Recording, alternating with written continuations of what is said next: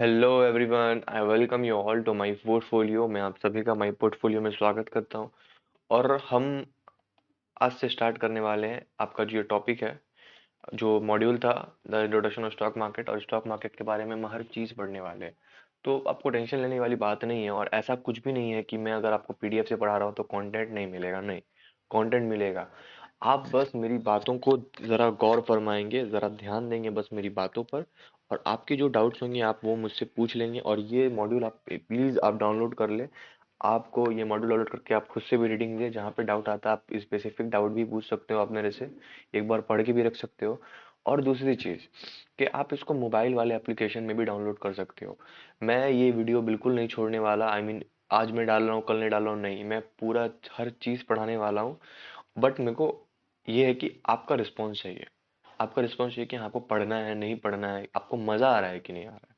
ठीक है, तो स्टार्ट करते हैं। और आपको प्ले स्टोर में ऐप ऐप भी मिल जाएगा, जहाँ पे आपको सर्टिफिकेट वगैरह भी ये प्रोवाइड करते हैं ज़ेरोदा वाले। तो ज़ेरोदा वार्सिटी नाम का जो है वो ऐप है, ज़ेरोदा और वार्सिटी करके है। ठीक है, आप उसमें ढूंढ लेना। चलो, हम स्टार्ट करते हैं इंट्रोडक्शन टू स्टॉक मार्केट्स। हम स्टॉक मार्केट के बारे में इंट्रोडक्शन स्टार्ट करेंगे कि स्टॉक मार्केट है क्या एक्चुअली, हम इस चीज़ को भी समझेंगे।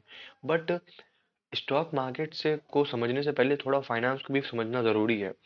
तो आपको जब मैं बोलता हूँ कि स्टॉक मार्केट में अभी आगे हम लोग समझेंगे, मतलब इसी चैप्टर में, लेकिन हो सकता है कि उससे पहले हम कुछ फाइनेंस की चीज़ें समझें, फाइनेंस की चीज़ों में कि हाउ एवरीथिंग वर्क्स। तो हम एक बार टेबल ऑफ कंटेंट भी देख लेते हैं। देखिए, हम क्या क्या पढ़ने वाले हैं। हम क्या क्या पढ़ने वाले हैं। हम पढ़ने वाले हैं the need to invest.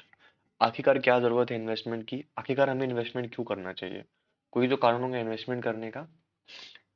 Regulators के बारे में पढ़ेंगे, आखिरकार कौन मार्केट को रेगुलेट करते हैं। फाइनेंशियल इंटरमीडियरीज के बारे में पढ़ेंगे, ये एक बार आप इंडेक्स देख लेना, आपके बहुत काम की चीज़ होगी। चौथा, हम लोग आईपीओ मार्केट्स के बारे में पढ़ेंगे, पार्ट वन और पार्ट टू पढ़ेंगे। ठीक है, उसके बाद हम लोग द स्टॉक मार्केट्स पढ़ेंगे कि आखिरकार स्टॉक मार्केट क्या है। ये 5 टॉपिक के बाद पढ़ेंगे, ये देखो, ये 5 टॉपिक के बाद हम लोग ये पढ़ेंगे। तो ऑब्वियस है कि 5 टॉपिक में हम थोड़ा बहुत बेसिक बिल्ड करेंगे, जो ज़रूरी चीज़ें उनको समझेंगे, क्योंकि डायरेक्ट किसी कॉम्प्लेक्स कॉम्प्लेक्स तो नहीं है ये चीज़, लेकिन नहीं है, मुश्किल नहीं है, बस नहीं है। ठीक है, नई चीज़ है थोड़ी, इसलिए आप लोग को हार्ड लगता होगा। और जो यहाँ पे स्टॉक मार्केट इंडेक्स है, हम लोग उसके बारे में पढ़ेंगे। और फिर यहाँ पे कॉमनली यूज जार्गन्स के बारे में पढ़ेंगे, और फिर द ट्रेडिंग टर्मिनल के बारे में पढ़ेंगे। ठीक है, क्लियरिंग एंड सेटलमेंट प्रोसेस के बारे में पढ़ेंगे। 5 कॉर्पोरेट एक्शन के बारे में पढ़ेंगे। कॉर्पोरेट मतलब होती है कंपनी, तो हम कंपनी के अलग अलग जो डिसीजंस होते हैं, एक्शंस होते हैं, हम लोग उसके बारे में पढ़ेंगे, कॉर्पोरेट प्रियर एक्शन। और हम लोग 12 में की events and their impacts on market, कुछ ऐसी चीज़ें हैं जो बहुत बड़ी हैं और उसके वजह से मार्केट पे इफेक्ट होता है, स्टॉक मार्केट पे। तो क्या चीज़ें जिनकी वजह से मार्केट मार्केट में इफेक्ट होता है वो पढ़ेंगे। और जो 13 नंबर है वो गेटिंग स्टार्टेड, इसमें हम लोग बाकी मॉड्यूल के बारे में, ये चीज़ है कि गेटिंग स्टार्टेड का मतलब ये है कि हम बाकी मॉड्यूल्स को आगे पढ़ेंगे, उसी चीज़ के बारे में कहा गया है। तो हाँ, तो सो मैनी मॉड्यूल्स के बारे में और बाकी मॉड्यूल्स के बारे में भी हम पढ़ेंगे। और बाकी मॉड्यूल्स कैसे कनेक्टेड हैं एक दूसरे से, वो भी पढ़ेंगे हम। देखिए, जब हम फाइनेंस की बात करते हैं तो ऐसा कोई चीज़ है नहीं जो फाइनेंस का जो 2 टॉपिक है, ऐसा कुछ नहीं है कि वो 2 टॉपिक बिल्कुल अलग है एक दूसरे से, नहीं।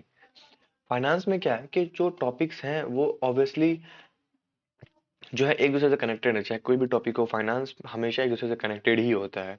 इकोनॉमिक अगर इकोनॉमिकली कनेक्ट होता है, और नहीं तो किसी और तरीके से। तो हम पहला देख लेते हैं 1 मिनट के, the need to investment. Investment की ज़रूरत क्या है। इसमें हम एक्चुअली में कुछ सब टॉपिक्स हैं, देखो और भी टॉपिक्स हैं। वाई शुड वन इन्वेस्ट, एक आखिरकार हमें इन्वेस्ट, वाई किसी किसी को इन्वेस्ट क्यों करना चाहिए। वेयर टू इन्वेस्ट, और अगर इन्वेस्ट करना चाहिए तो कहाँ करना चाहिए। फिक्स्ड इनकम इंस्ट्रूमेंट्स, तो ये एक एक टाइप का इन्वेस्टमेंट है, यहाँ करना चाहिए, इक्विटी में करना चाहिए, रियल एस्टेट में। ठीक है, इन चीज़ों को हम डायरेक्ट ही पढ़ेंगे। अब डायरेक्ट जो हमारा जो टॉपिक है हम वहीं पे पढ़ेंगे। ठीक है, हम स्टार्ट करेंगे। आई होप कि देखिए, आई होप कि आपको ये सारी चीज़ें क्लियर है जो मैं पढ़ा रहा हूँ। ठीक है, मेरे को आपका फीडबैक चाहिए, अगर आपको कुछ भी डाउट लगता है इसमें, या कुछ भी लगता है कि हम आप अच्छे से नहीं समझ पा रहे हो, तो आप मेरे को कमेंट करो, मैं उसको और डिटेल करूंगा और अच्छे से एक्सप्लेन करूंगा। बट एट द एंड मैं जितना एक्सप्लेनेशन दे रहा हूँ बहुत है, मैं ऑलरेडी आपको इतना एक्सप्लेन कर रहा हूँ हर चीज़। इंडेक्स का ओवरव्यू दे रहा हूँ ताकि आपके माइंड में एक इमेज बने कि हम क्या क्या पढ़ेंगे। तो एक ये आपके दिमाग में चीज़ बैठ गई कि हाँ बहुत सारे टॉपिक्स हैं, ये टॉपिक्स हैं, इनमें भी कुछ टॉपिक्स हैं और हम लोग ऐसे ऐसे पढ़ेंगे, पहले समझेंगे थोड़ा बहुत, फिर स्टॉक मार्केट पढ़ेंगे, फिर उसके इंडेक्स के बारे में पढ़ेंगे, फिर आईपीओ मार्केट के बारे में पढ़ेंगे। तो पढ़ेंगे सब, टेंशन नहीं लेना है। तो हम चैप्टर 1 पढ़ते हैं, ठीक है। देखिए चैप्टर 1 में क्या है, चैप्टर 1 में हम पढ़ने वाले हैं द नीड टू इन्वेस्ट। आखिरकार इन्वेस्टमेंट की जरूरत क्या है, आखिरकार किसी को क्यों इन्वेस्टमेंट करना चाहिए, ठीक है। किसी को इन्वेस्टमेंट क्यों करना चाहिए। तो पहला टॉपिक है, उसी में हम लोग का नीड टू इन्वेस्टमेंट, मतलब इन्वेस्टमेंट करने की जरूरत क्या है। तो पहला जरूरत देखिए 1.1, पहला जरूरत नहीं है actually, why should one invest. आखिर का पहला टॉपिक ये है कि हमें व्हाई शुड वन, एक आदमी को इन्वेस्टमेंट क्यों करना चाहिए। तो हम समझते हैं क्यों करना चाहिए। अगर आप भी सोच रहे हो इन्वेस्टमेंट करने की, तो आपके भी कुछ रीजंस होंगे। तो before we address the above question, let us understand what would happen if one choose not to invest. हम इस क्वेश्चन को समझने के लिए, अगर हम ये समझना चाहते हैं कि आखिरकार किसी को इन्वेस्टमेंट क्यों करना चाहिए, तो हमें पहले ये समझना पड़ेगा कि अगर कोई इन्वेस्टमेंट नहीं करता है तो उसके साथ क्या होगा, ठीक है। लेट अस अज्यूम, हम एज्यूम करते हैं कि आप जो है 50,000 रुपीज पर मंथ कमाते हो, आप 50,000 रुपये पर महीने कमाते हो, और आपका खर्च कितना है, आपका खर्च है you spend 30,000 rupees towards your towards your cost of living, which include housing, food, transport, shopping, medical, etc. The balance of 20,000 is your monthly surplus. For the sake of simplicity, let us just ignore the effect of personal income in this discussion, ठीक है। देखिए इस पहली चीज तो इसकी जो lines हैं बहुत इजी है, इसके जो भी लाइन्स है बहुत इजी है, थोड़ा बहुत मैं रीडिंग दूंगा बट मैक्सिमम मैं एक्सप्लेन करूंगा। जरूरी नहीं कि मैं आपको हर वर्ड के थ्रू जाके बताऊं इसका मतलब क्या, उसका मतलब क्या है, क्योंकि अगर आप यहाँ पे हो तो आप बच्चे नहीं हो। और अगर आप रीडिंग दे रहे हो एटलीस्ट, और आपको समझ में नहीं आ रहा, तो आप मेरा बात सुनना हिंदी में, आपको समझ में आ जाएगा। तो आखिर एक आदमी जो है, आप एज्यूम करो, आप ये सोचो कि आप 50,000 रुपये हर महीने कमाते हो, ठीक है, और आप 30,000 रुपये खर्चा करते हो, ठीक है।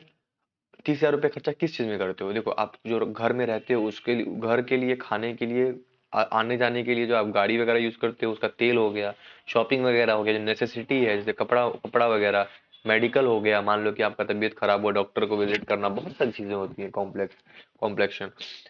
और जो 20,000 रुपये आपका बचता है, 20,000 रुपये मंथली आपका बचता है हर महीने 50,000 में थे, तो आप उसको सिंप्लिसिटी के लिए आप बस इग्नोर कर लो कि मतलब कितना, मतलब टैक्स होता है उसमें, डिस्कशन वो सब डिस्कशन है, हम लोग को बस इमेजिन करना है कि 50,000 रुपये आप कमाते हो, 30,000 रुपये आप खर्चा करते हो। तो अगर 50,000 आप कमाते हो, यहाँ देखो 50,000 आप कमाए और आप इसमें खर्चा कर दिए कितना, 30,000, ठीक है। 30,000 आप क्या किए, खर्चा कर दिए। आपके पास कितना बचा, आपके पास बचा 20,000 रुपये, ठीक है। आपके पास कितना बचा, आपके पास बचा 20,000 रुपये, ठीक है। तो to drive the point across, let us make few simple assumptions. देखिए हमको इस चीज को समझने के लिए हमको कुछ चीजों को मानना पड़ेगा, हम लोग कुछ, ये सब लाइंस को मैं इग्नोर करूंगा, ठीक है, क्योंकि ये सब लाइंस आपको बस कंफ्यूज करेंगी और कुछ नहीं। बहुत सिंप्लिसिटी में मैं इसको स्मूथली ले जाना चाह रहा हूँ। देखिए the employer is a kind enough to give you 10% salary, like salary hike every year, ठीक है। The cost of living is likely to go up year on year, इतना। देखिए देखिए हम लोग कैलकुलेशन बहुत सिंपल ले रहे हैं, बस यही चीज कहने की कोशिश कर रही है। जो इम्प्लॉयज होते हैं उनका जो सैलरी होता है वो 10% से हर साल बढ़ता है। क्या करता है, 10% से हर साल बढ़ता है उनका जो सैलरी होता है। और जो उनका कॉस्ट ऑफ लिविंग है, जो इन्फ्लेशन आप लोग कह सकते हो, वो 8% बढ़ता है हर साल। तो नेट कितना निकल के आया, हम लोगों के पास 2% है, बस नेट निकाल के और रख लेते हैं। आगे अगर यूज आता है तो यूज कर लेंगे, ठीक है, वरना कोई जरूरी नहीं है। तो you are 30 years old and plan to retire at 50। तो आप 30 साल के हो और आप प्लान कर रहे हो कि आप 50 ईयर्स में रिटायर कर जाओगे, 50 साल में आप रिटायरमेंट ले लोगे। तो ये जो है, this leaves you with 20 more years to earn. तो आपके पास और कितने साल बचते हैं, आपके पास और 20 साल बचते हैं। अभी आप 30 के हो, आपको 50, आप 50 तक रिटायर करोगे। तो 30 से लेके 50 तक आपके पास 20 ईयर्स बचेंगे, 20 बचेंगे कि नहीं, ठीक है। तो you don't intend to work after you retire. तो आप वर्क नहीं करना चाहते हो रिटायरमेंट के बाद, आप चाहते हो कि आप कोई काम करो रिटायरमेंट के बाद। तो your expenses are fix and don't foresee any other expenses. तो आपका जो एक्सपेंस है वो फिक्स है कि हाँ, आपका एक्सपेंस 30,000 हो रहा था, तो आपका एक्सपेंस जो है वो 30,000 ही होगा, उसमें ज्यादा नहीं होगा, एकदम कंफर्म है कि 30,000 ही होगा, ठीक है। और आपको कोई एक्स्ट्रा एक्सपेंस नहीं है आपका। तो द बैलेंस कैश ऑफ 20,000, जो आपको 20,000 रुपये बचता है, द बैलेंस कैश ऑफ 20,000 जो पर मंथ आपका बच रहा है, वो आपका क्या हो जाएगा, एक कैश जमा हो जाएगा। हार्ड कैश होगा कि नहीं होगा, कैश जमा हो जाएगा ना। तो गोइंग बाय दिस एजम्पशन, तो यही सारी चीजें सोच के, ये जो व्हाई शुड वन इन्वेस्ट, यही सारी चीजें सोच करके, here is the how cash balance will look in 20 years as per table 1.1। तो इसी सब चीज को हम लोग यहाँ पे, एक टेबल 1.1 है, तो यहाँ पे जो हम पैसा जमा करेंगे 20 साल तक, उसको देखेंगे 20 साल में अगर हम हर महीने 20,000 बचाते हैं तो कितना जमा होगा। अगर हम हर महीने 20,000 बचाते हैं तो कितना जमा होगा, ये हम टेबल 1.1 में देखेंगे, ठीक है। तो तो यहाँ पे हमने क्या पढ़ा, क्या एक आदमी को इन्वेस्टमेंट करने की जरूरत क्या है। अगर एक आदमी 50,000 कमाता है तो वो 30,000 रुपये खर्चा करता है रहने सहने खाने पीने में, और जो उसका सैलरी है वो 10% हाइक होता है, और उसका जो कॉस्ट ऑफ लिविंग है वो 8%। तो दोनों को हम इग्नोर देख लेते, इग्नोर कर लेते, बैलेंस हो जाएगा वो, ठीक है। इसी को समझना भी नहीं है, अगर आप बहुत ही बेसिक लर्नर हो, अगर आप मेरे पास आए हो, तो इन चीज़ों को आप इग्नोर करो। मैं मोटा मोटा बात बताऊंगा, बताऊंगा सब, लेकिन फोकस ज़्यादा उस पर करूंगा। तो आपका 20,000 रुपये बचेगा, तो अगर हम हर महीने 20,000 रुपये जमा करेंगे तो 20 साल में कितना जमा होगा, हम लोग उस चीज़ को यहाँ पे टोटल कैश बैलेंस इन 20 years में यहाँ पे देखेंगे टेबल में। ये टेबल 1.1 है, हम यहाँ पे देखेंगे। गाइस, आई होप के, एक मिनट रुकिएगा। हाँ, तो चलिए, in if one were to analyse these numbers you would soon realize this is a crazy situation to be in। तो अगर किसी को ये रियलाइज करना होगा तो वो समझ जाएंगे कि ये कितना ही ज्यादा डिफरेंस क्रिएट करता है। क्या चीज़ है, देखते हैं, एक बार देखते हैं, तब समझ में आएगा, ठीक है। देखो, हमने क्या कहा था कि आप 20 साल तक पैसे को जमा करोगे, जो 20,000 रुपये बचेगा 50,000 में, 30,000 खर्चा करके। तो ईयर वन, पहले साल में कितना रुपये जमा होगा, दूसरे साल में कितना होगा, तीसरे साल में कितना होगा, फोर्थ ईयर में कितना होगा। देखो, हम लोगों का जो ईयरली इनकम होगा, अगर मैं 50,000 कैलकुलेट करूँ, देखो आपको समझो, मेरी बात को समझो, कैलकुलेशन मैथ देख के घबराना नहीं है, बोर नहीं होना है, ठीक है। देखो, 50,000, आपका 1 मंथ का सैलरी 50,000 है, तो एक साल में आपको 66 लाख रुपीज आपको बचेंगे, मतलब इनकम होगा आपका, ईयरली इनकम है, ठीक है। सेकेंड ईयर में आपका 6,60,000, 6,60,000 होगा। क्यों होगा 6,60,000? क्योंकि हमने यहाँ पे बात किया था कि आपका जो सैलरी है वो 10% जो है हर साल बढ़ रहा है। तो ये सैलरी आपका 10% बढ़ रहा है, फिर यहाँ 10% बढ़ रहा है, फिर यहाँ 10% बढ़ रहा है। तो इसलिए ये नंबर्स आपको थोड़े बहुत डिफरेंट दिख रहे हैं, 9, 10, 11, 12। और आपका ईयरली खर्चा कितना है, खर्चा आपका 3,60,000 है। क्यों? आपने खर्चा कैसे मैंने जोड़ा इसको, 30,000 के साथ जोड़ा। देखो, 30,000, 1 मंथ में 30,000 एक्सपेंस है आपका, तो 30,000 और मल्टीप्लाई 12 कर देंगे, तो ऑब्वियसली है कि 3,60,000 आएगा, ठीक है। तो आखिरकार अगर यहाँ पे 3,60,000 हम लोगों का एक्सपेंस था, तो यहाँ पे 3,88,800 कैसे हो गया, दिमाग लगाओ आप, दिमाग लगाओ आप। अभी हमने बात की थी एक चीज के बारे में, ऑब्वियसली बिल्कुल सही, बिल्कुल सही। ये देखो आप, यहाँ पे हम लोग का कॉस्ट ऑफ लिविंग जो है वो भी 8% से राइज हो रहा है, तो हम लोग का जो एक्सपेंस है वो भी 8% से राइज होना चाहिए। क्यों? क्योंकि कॉस्ट ऑफ लिविंग ही तो हमारा एक्सपेंस है। हम लोग किस पे खर्चा करते हैं, अपनी लाइफस्टाइल पे खर्चा करते हैं, हम जो रहते सहते हैं। तो उसी चीज में अगर कॉस्ट बढ़ रहा है 8%, तो हम उसको 8% यहाँ पे ऐड कर देंगे। तो यहाँ पे 8% ऐड होगा 3,60,000 में, फिर यहाँ पे 3,88,800 में जो हमारा 8% ऐड होगा, और यहाँ पे 4,90,904 आएगा। तो ये दोनों टेबल आपको क्लियर है। अब मैं थर्ड पे आता हूँ। कैश रिटर्न का मतलब क्या है, कि खर्चा करने के बाद आपके पास कैश कितना बचेगा फर्स्ट ईयर में, 2,40,000। उसके बाद 2,71,200, 2,71,200 बचेगा। और फिर 3 लैक्स, और यहाँ पे 4 लैक्स जो भी है। तीनों टेबल क्लियर है कि नहीं आपको? अगर क्लियर नहीं है टेबल्स, आप मेरे को कमेंट कर दो, ठीक है, मैं आपको रिप्लाई दे दूंगा, ठीक है। मैं आगे बढ़ता हूँ, ये चीजें क्लियर है। यहाँ पे देखो, हम लोग 20 साल तक आते हैं, और देखते हैं कि 20 साल में हम लोगों के पास कितना इनकम, टोटल इनकम जनरेट होता है।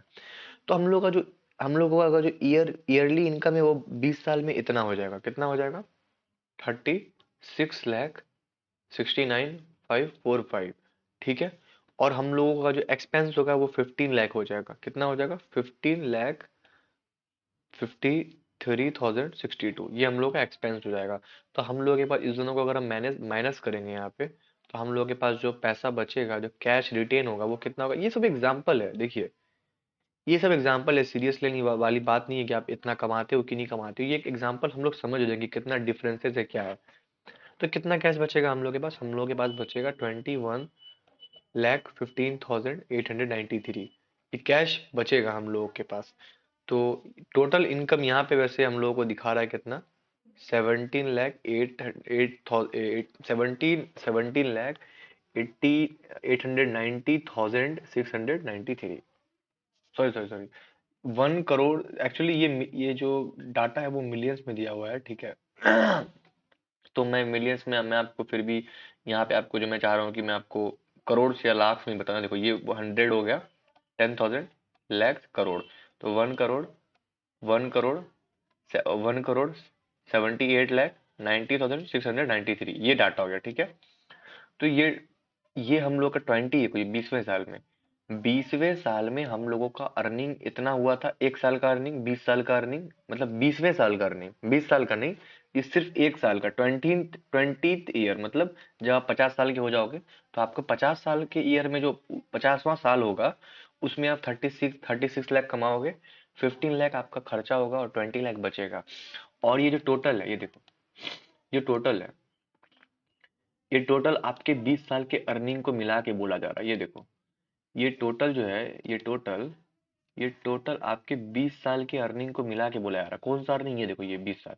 हर साल तो आप अर्निंग कर रहे हो ना, हर साल आप अर्निंग कर रहे हो कि नहीं कर रहे हो? ये देखो, ये 20 साल के अर्निंग को मिला के बोला जा रहा है कि 1,78,9, 1 करोड़ 78 लाख 90,693। तो ये आपका टोटल इनकम होगा।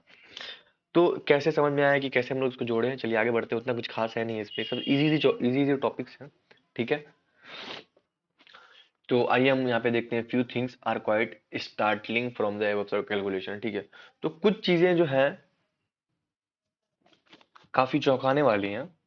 कुछ चीजें जो है वो काफी चौंकाने वाली है, जैसा कि आप यहाँ पे देख सकते हो कि मतलब इतना बड़ा अमाउंट जमा हो गया पैसा, ठीक है। स्टार्टिंग का मतलब चौंकाने वाली है, ठीक है। और हम पहला चीज पढ़ते हैं यहाँ पे, after 20 years of hard work you have accumulated 1.77 crore. तो 20 साल की मेहनत के बाद आप कितना पैसा जमा कर पाए? आप जमा कर पाए 1.7 करोड़। आप टोटल 2 करोड़ के आसपास जमा कर पाए, ठीक है। Since your expenses are fixed, your lifestyle has not change over the years. क्योंकि आपका एक्सपेंस बिल्कुल फिक्स था। मान लो कि जितना पैसा आप खर्चा करते थे उतना ही खर्चा करते कर रहे थे आप 20 साल तक। तो आप जैसे रहते थे वैसे ही रह रहे थे। क्योंकि जब आप अपने लाइफस्टाइल को चेंज करते हैं, मान लो आप घर में एसी लगाते हैं, हीटर लगाते हैं, तो कॉस्ट ऑफ लिविंग बढ़ जाता है, आपके लाइफस्टाइल का जो एक्सपेंस है वो बढ़ जाता है। तो क्योंकि आपका जो एक्सपेंस फिक्स था, तो मतलब क्या है, पैसा मतलब खर्चा फिक्स है, तो मतलब क्या है कि आपका लाइफस्टाइल, आपका रहने सहने का तरीका ही भी फिक्स ही था, कुछ चेंजेस नहीं आया उसमें। तो you probably have even suppressed your life long aspiration, better home, better car और वेकेशन एटीसी। तो आपने हमेशा अपने अंदर अपने आप को इस चीज से रोका भी होगा, अच्छे लाइफस्टाइल से। क्यों? क्योंकि आपका एक्सपेंस फिक्स था। तो आपने अपने आप को क्या क्या चीजों से रोका? एक अच्छा घर लेने से रोका होगा, आपने अपने आप को एक बेटर कार लेने से रोका होगा, या छुट्टियां नहीं बनाई होंगी। क्यों? ताकि आपके पैसे सेव हो सके। आपने ये सारी चीजें ही नहीं की। क्यों? क्योंकि आपके पैसे और एक्सपेंस जो है वो बहुत मतलब लिमिटेड थे, आपके एक्सपेंस फिक्स थे। इसलिए आपने अपने कोई भी जरूरतों को पूरा नहीं किया। दूसरी चीज हम पढ़ चुके हैं यहाँ पे, ठीक है, क्या क्या चीजें हम लोगों को साबित हो रही है यहाँ पे। थर्ड चीज पढ़ते हैं, after you retire assuming the expense will continue to grow at 8%, 1.7 crore is good. तो अगर हम सोचते हैं कि मतलब आप जब रिटायर करोगे तो आपका जो एक्सपेंस होगा वो ग्रो करता रहेगा 8% से, हर साल 8% से आपका एक्सपेंस ग्रो करता रहेगा। अब अर्निंग तो है नहीं, अब जो है अब अर्निंग तो है नहीं भैया। अब अर्निंग है नहीं, अब खाली एक्सपेंस होंगे, तो ऑब्वियसली कि पैसा ज्यादा जाएगा, पैसा ज्यादा जाएगा, क्योंकि पैसा आ नहीं रहा है, पैसा बस जाने वाला है। तो जो 1.7 करोड़ है वो बहुत अच्छा है, इज अ गुड अमाउंट, या good enough to sell your throw रफली for about 8 years of post retirement life. 1.7 crore बहुत ही सही है। अगर आपका जो एक्सपेंस है वो 30,000 रहता है मान लीजिए, तो वो जो है आपका बिल्कुल 8 ईयर तक चल जाएगा। 8 साल तक क्या है कि आप रिटायरमेंट के बाद जो है 8 साल तक आप इजीली जो है आप अपना काम चला सकते हो, आप रह सकते हो, खा सकते हो, पी सकते हो, जैसे लाइफ जी रहे हो वैसे जी सकते हो। लेकिन 8वें साल के बाद 8वें साल के बाद जो है you will be in very tight spot with literally no saving left to back you up. तो 8वें साल के बाद आपके पास कोई सेविंग रहेगी नहीं जो आपको हेल्प कर सके, आपको लाइफ जीने में मदद कर सके। तो what would you do after you ran out all money in 8 years? How do you fund your life? Is there any way to ensure that you collect it a large sum of sum at the end of 20 years? तो is there a way to ensure that you collect a large? Okay. तो कह रहा है कि आप आखिरकार 8 साल के बाद कैसे जिंदगी गुजारोगे? आप अपनी जिंदगी, आप अपने आप को कैसे मतलब फंडिंग करोगे? कैसे आप अपने कैसे पैसे कैसे कमाओगे आप ये 8 साल के बाद कैसे आप जियोगे? तो क्या हम ये कोई ऐसा तरीका है जिससे हम 20 साल में एक बड़ा अमाउंट ऑफ मनी पा सके, बड़ा अमाउंट मनी बना सके जितना 20 साल में हमने कमाया है? क्या कोई ऐसा पॉसिबिलिटी है, क्या कोई ऐसा तरीका है कि हम 20 साल में ज्यादा कमाएं? इससे हमने जितना 1.7 करोड़ जो अर्न किया है हम उससे ज्यादा अर्न करें, क्या कोई ऐसा पॉसिबिलिटीज है? तो उसको हम समझेंगे। Let us consider another scenario. हम एक और चीज को एज्यूम कंसीडर करेंगे टेबल 1.2 में, ठीक है? 1.2 टेबल यहाँ नीचे में होगा कहीं पे, ये रहा नीचे में है। तो हम उसको डिस्कस करेंगे।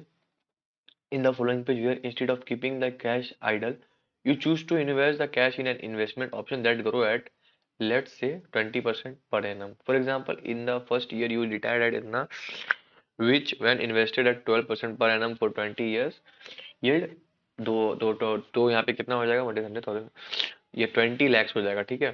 At the end of 20th year. तो टेबल 1.2 में कुछ नहीं कह रहा है, टेबल 1.2 में ये कह रहा है कि हम एक इन्वेस्टमेंट एक हम लोग क्या करेंगे, क्या पैसे को इन्वेस्ट करेंगे और उसको 12% से ग्रो करेंगे पैसे को। हमारा तो पैसा तो सैलरी 10% से हाइक हो रहा था, लेकिन अब क्या है कि हम लोग 12% से उसको जो इन्वेस्टमेंट उसको ग्रो करेंगे। सैलरी तो हाइक हो ही रहा है। तो अगर हम फर्स्ट ईयर में अगर हम यहाँ पे इतना 2,20,000 टू ये 2,40,000 रुपीज बचाते हैं, अगर हम उसको इन्वेस्ट करते हैं 12% पर एनम की रेट से 20 ईयर्स के लिए, तो हमको एट द एंड में करते हैं तो यहाँ पे 20 एक एक मिनट, बस एक मिनट, एक्चुअली थोड़ा प्रॉब्लम हो गया यहाँ पे, माइक्रोफोन वगैरह के चक्कर में प्रॉब्लम हो गया। ओके, नो प्रॉब्लम, एक मिनट बस please, I am really sorry. देखते हैं हम, ठीक है? तो यहाँ पे अगर हम फर्स्ट ईयर में अगर हम 2,40,000 बचाते हैं तो, और जिसको हम 20% से अगर हम ये करेंगे, इन्वेस्ट करेंगे 20% के रेट से, जो 20 ईयर्स होगा, जो लास्ट में जो 20th ईयर होगा, वो हम लोग को कितना देगा रुपया? वो 20,67,063 रुपीज देगा 20th ईयर में। तो पहले कितना मिल रहा था? पहले हम लोगों को मिल रहा था यहाँ पे, एक मिनट, ये देखो, ईयरली एक्सपेंस इतना है, कैश रिटर्न इतना है। एक मिनट मैं यहाँ पे देख लेता हूँ। हाँ, तो इतना एक्चुअली 20 लाख रुपए ज्यादा मिलेगा हम लोगों को। एक्चुअली हम लोग उसके लिए टेबल 1.2 देखना पड़ेगा, तब हम लोग उसको थोड़ा अच्छे से कंपेयर कर पाएंगे, ठीक है? तो टेबल 1.2 अभी हम नेक्स्ट टॉपिक में देखेंगे, ठीक है? बट आप इतना समझ लो कि अगर हम सेम पैसे को किसी इन्वेस्टमेंट वाले चीजों में करते हैं, अगर हम इन्वेस्ट करते हैं सेम पैसे को, मान लो 12% के रेट से, जितना परसेंट हम जितना भी रुपया हम अर्न कर रहे हैं, जो हम लोगों का जो खर्चा के बाद जो भी रुपया बचता है, जो रिटेन कैश है, अगर हम उसको रिटेन कैश को, बचा हुआ कैश जो है एक्स्ट्रा, जो हम जमा करे थे, अगर उसको हम इन्वेस्टमेंट की तरह से करते हैं, 12% के रेट से इन्वेस्टमेंट करते हैं, तो हम लोगों को एक्स्ट्रा रुपया मिलेगा। 2% जो हर साल है वो एड ऑन होगा। तो 20 जो 20th ईयर है, जो 20 साल है, 20 साल में जितना रुपया हम लोगों को मिला था, उसमें हम लोग को 20,67,063 रुपीज ज्यादा मिलेगा, ठीक है? आई एम रियली सॉरी, थोड़ा सा प्रॉब्लम हो रहा है, एक्चुअली मेरा तबीयत भी ठीक नहीं है। तो मैं, कोई बात नहीं, मैं जब इम्प्रूव करूंगा नेक्स्ट वीडियो में, तो अभी अगर जैसे आप लोग देख लो, अगर आप लोगों को फिलहाल कुछ प्रॉब्लम होती है तो आप मेरे को बता देना, ठीक है? तो with the decision to invest in the surplus cash, तो आपका जो पास जो पैसा बचता है, अगर आप उसको सरप्लस कैश को इन्वेस्ट करते हो, तो आपका जो कैश बैलेंस है वो इंक्रीज हो जाएगा significantly. The cash balance has grown to 4.26 crore from 1.7 crore. This is a staggering 2.4 times the regular amount. This translate to you being in much better situation to deal with your post retirement life. ठीक है, आपका जो decision है investment का, जो आपका जो पैसा जो बच रहा है, अगर आप उसको इन्वेस्ट करते हो तो आपका जो बैलेंस, आपका जो रुपया है वो बहुत ज़्यादा इंक्रीज हो जाएगा। आपका रुपया 4.26 करोड़ बन जाएगा 1.7 करोड़ से। आपका 1.7 करोड़ से 4.6 करोड़ आपके लास्ट 20 ईयर्स के बाद आपके पास बचेंगे, अगर आप इन्वेस्टमेंट करते हैं 20% के रेट वाले चीज़ों में। तो वो हम पढ़ेंगे, सब चीज़ पढ़ेंगे आगे और क्लियर होंगी चीज़ें। तो this is a staggering 2.4 times a regular amount. तो ये 2.4 टाइम ज्यादा है इस वाले अमाउंट से, 1.7 करोड़ से। 1.7 करोड़ से 2.4 टाइम ज्यादा आपको इसमें जो है ये आपको अमाउंट मिलेगा। तो ये क्यों पॉसिबल हुआ? क्यों? क्योंकि आपने 12% की रेट से इसको इन्वेस्टमेंट किया, तो आपको 12% एक्स्ट्रा मिल रहा है आपको हर साल। 12% आपको हर साल आपके पूरे अमाउंट पे एक्स्ट्रा रुपया मिलेगा। ऊपर मैंने अगर कहीं गलती से कह दिया हो कि 12% इंटरेस्ट मिलेगा और 10% खर्चा वाला जो एक्सपेंस है वो है, तो 2% बचेगा, वो चीज़ों को आप इग्नोर करें। आई होप कि मैंने नहीं कहा हो, बट यहाँ पे देखते हैं एक बार। Now going back to initial question of why invest. तो आखिरकार हमें इन्वेस्टमेंट क्यों करना चाहिए, ये हमारा क्वेश्चन था। तो उसी क्वेश्चन पे हम दोबारा जा रहे हैं, ठीक है, कि आखिरकार हमें इन्वेस्टमेंट क्यों करना चाहिए। तो there are few compelling reasons. और एक चीज और है कि अगर आपके पास 1.7 करोड़ से ज्यादा रुपए आ जाएंगे, 4.26 करोड़, तो आप अपने पोस्ट रिटायरमेंट को और अच्छे से हैंडल कर पाइएगा। ज्यादा पैसे होंगे तो ज्यादा दिन तक आप सरवाइव कर पाइएगा। ठीक है, आप। और यहाँ पे हम लोग पहला क्वेश्चन पे फिर दोबारा मूव ऑन करते हैं कि क्यों हम लोगों को जरूरत है इन्वेस्टमेंट की। तो पहला, फाइट इन्फ्लेशन। दूसरा, क्रिएट वेल्थ। और तीसरा, to meet life financial aspiration. तो पहला रीजन क्या है कि हम लोग का जो इन्फ्लेशन है उसको फाइट करने के लिए, अगर अगर हम लोग इन्वेस्ट करते हैं तो by investing one can deal better with the inevitable growing cost of living, generally refer to as inflation. देखिए, जब जैसे जैसे महंगाई बढ़ती है तो हम लोगों का रहना मुश्किल हो जाता है। महंगाई बढ़ती है लेकिन हम लोगों का पैसा उतना ही है, तो जो चीज़ 100 रुपये का तो वो 200 रुपये हो जाता है। तो उस चीज़ को फाइट करने के लिए अगर आपके पास ज़्यादा पैसा होगा, तो अगर चीज़ें महंगी भी होती हैं तो आप उसको, मतलब ज़्यादा पैसा होगा तो आप उसको खरीद पाओगे, आप उसको यूज़ कर पाओगे। तो इन्फ्लेशन का मतलब कुछ नहीं, इन्फ्लेशन का मतलब होता है महंगाई। इन्फ्लेशन का मतलब होता है महंगाई, इस बात को आप अभी याद रख लें। मैं आपको बता देता हूँ, अभी आप ध्यान में रखें कि इन्फ्लेशन का मतलब होता है महंगाई। तो महंगाई बढ़ेगी तो आप महंगाई से अच्छे से डील कर पाओगे। जिसके पास बहुत पैसा वो तो इजीली महंगाई से आराम से टैकल कर लेते हैं, लड़ लेते हैं महंगाई से। उनको फर्क नहीं पड़ता उतना, बड़े बड़े लोगों को। तो इन्फ्लेशन, ये चीज आप, ये सब चीजें याद रखें, बहुत काम की चीजें हैं। To create wealth. Create wealth का मतलब क्या है कि आप जब 20 साल के बाद रिटायर हो तो आपके पास एक बड़ा अमाउंट हो। इन्वेस्टमेंट करने से क्या होगा कि आपका पैसा उतना ही नहीं रहेगा जितना आपने कमाया है, बल्कि इससे ज्यादा हो जाएगा। तो आपको रिटायरमेंट के बाद एक अच्छा बड़ा वेल्थ मिले, ताकि आप अपने बच्चों के एजुकेशन पे भी ध्यान दे सको, शादी करवा सको, कुछ घर खरीद सको, या रिटायरमेंट के लिए हॉलीडेज वगैरह भी जा सको। और तीसरा है कि to meet life financial aspiration. और तीसरा है कि आप अपने जिंदगी में जो भी फाइनेंशियल चीज को अचीव करना चाहते थे, तो फाइनेंशियल चीजों को जो आप अचीव करना चाहते थे, इसका मतलब ये है कि आपका कुछ एम होगा कि आपको इतने पैसे कमाने हैं। तो अगर आप सोचते हो कि मुझे 20 साल में मतलब 5 करोड़ कमाने हैं या 6 करोड़ कमाने हैं, तो वो हो गया आपका फाइनेंशियल एस्पिरेशन, कि आप चाहते हो कि आप इतना रुपया अचीव करो। तो उसको अचीव करने के लिए इन्वेस्टमेंट करना पड़ता है।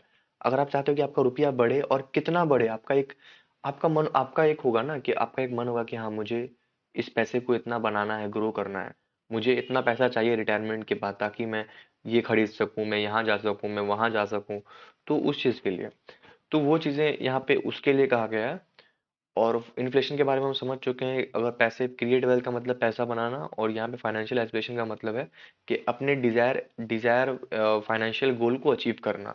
आपका जो फाइनेंशियल गोल है, जो सपना है, कि आपके पास कितने पैसे होने चाहिए, कितना आप पैसा चाहते हो, उसको अचीव करना। तो हमने यहाँ पे कुछ चीज़ें पढ़ी हैं। आई एम रियली सॉरी अगर मेरे से कोई गलती हुआ हो इस थ्रू आउट द वीडियो, या मैंने अच्छे से एक्सप्लेन नहीं किया हो, तो मैं कोशिश करूंगा कि नेक्स्ट वीडियो में मैं एक्सप्लेन करूं। और अगर आपको लगता है कहीं पे मैंने आपको कंफ्यूजन क्रिएट किया है, डाउट है, तो आप एक बार कमेंट में पूछ लो, और नहीं तो मैं जो भी आगे आने वाली वीडियोज है उसमें दोबारा एक्सप्लेन कर दूंगा, ठीक है। और नेक्स्ट वीडियो से मैं कोशिश करूंगा कि मैं और वॉइस क्लियर रखूं, और बेटर तरीके से एक्सप्लेन करूं, ताकि आपको कोई कन्फ्यूजन ना हो। बट ये सारी चीज़ें तभी हो पाएंगी जब आप मुझे अपना फीडबैक दोगे। आप मुझे फीडबैक दोगे, आपको क्या पढ़ना है मैं पढ़ा दूंगा। फाइनेंशियल रिलेटेड जो भी चीज़ें आप पूछोगे मैं पढ़ा दूंगा। I am also a learner, मैं भी लर्न कर रहा हूँ। मैंने भी ज़रोदा वार्सिटी पढ़ी है, मैंने कुछ कोर्सेज किए हैं और मेरा अंडरस्टैंडिंग है, मुझको मज़ा आता है, तो मैं आपको चाहता हूँ कि मैं भी आपको नॉलेज बांटूँ। ठीक है। तो गाइज, हम नेक्स्ट वीडियो में, नेक्स्ट लेक्चर में मिलेंगे आपको, जहाँ पे हम नेक्स्ट टॉपिक डिस्कस कर रहे होंगे। तो till that, thank you so much, मिलते हैं नेक्स्ट वीडियो में। सायोनारा।